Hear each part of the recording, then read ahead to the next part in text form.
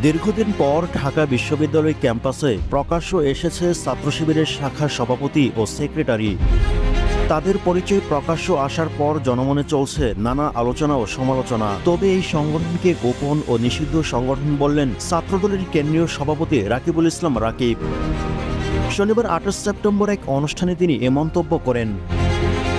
ছাত্রদল সভাপতি রাকিব বলেন, বিগত 15.5 বছর ছাত্রদল প্রতিটি ক্যাম্পাসে কমিটি দিয়ে তাদের কার্যক্রম পরিচালনা করে। আমরা পূর্ণাঙ্গ কমিটি প্রকাশ করার মাধ্যমে প্রকাশ্য দিবালোকে আমাদের কার্যক্রম পরিচালনা করছি। এ সময় তিনি ছাত্র শিবিরকে ইঙ্গিত করে তিনি বলেন, কিন্তু এখন দেখা যাচ্ছে একটি গোপন ও নিষিদ্ধ সংগঠন রয়েছে। তারা 15.5 বছর ছাত্রলীগের পতাকা তলে থেকে এবং তাদের আশ্রয় থেকে তারা একজনও প্রকাশ্য আসার সাহস পাননি। তিনি জানান, আমরা দাবি জানাচ্ছি, যদি নৈতিক সাহস থেকে থাকে তাহলে বিগত 15.5 বছরের প্রতিটি কমিটি আপনারা প্রকাশ করে দেখুন। আমরা দেখতে চাই এ সময়ে আপনাদের ব্যানারে কারা কারা রাজনীতি করেছে।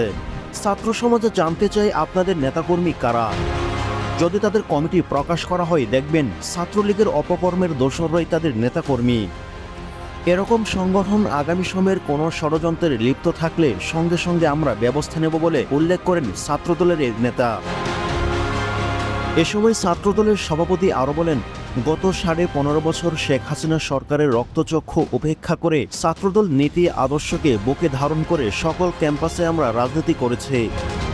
এ সময় আমরা একদিনের জন্য পরিচয় লুকিয়ে রেখে কোনো ক্যাম্পাসে প্রবেশ করিনি। আমরা ছাত্রলীগের কিংবা ফ্যাসিস্টদের দোসরদের সঙ্গে হাত মেলাইনি। আমার ভাইদের গুলি করে হত্যা করা হয় এবং তারপরও তাদের সহকর্মীরা ভয় পেয়ে রাজপথ ছেড়ে যাননি।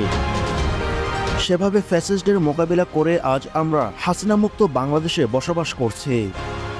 সেক্ষেত্রে গোপন কোনো সংগঠনের বাধা থাকলে আমরা দাঁত ভাঙা জবাব দেব বলে উল্লেখ করেন তিনি।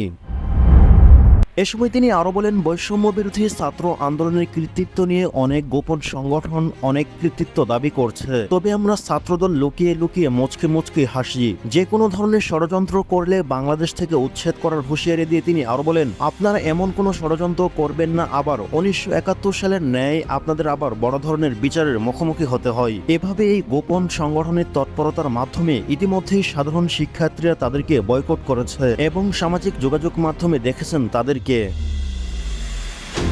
তিনি আরো বলেন, আমি শুধু ঢাকা বিশ্ববিদ্যালয়ের কথাই বলি, সেখানে শুধু গোপন সংগঠনটির সভাপতি ও সাধারণ সম্পাদক প্রেস ব্রিফিং করেছেন। টিভিতে টকশোতে যায় এবং শিক্ষকদের সঙ্গে দেখা করে। তাদের সঙ্গে একজন নেতাকর্মী নেই যে সামনে আসার মতো নৈতিক সক্ষমতা রয়েছে।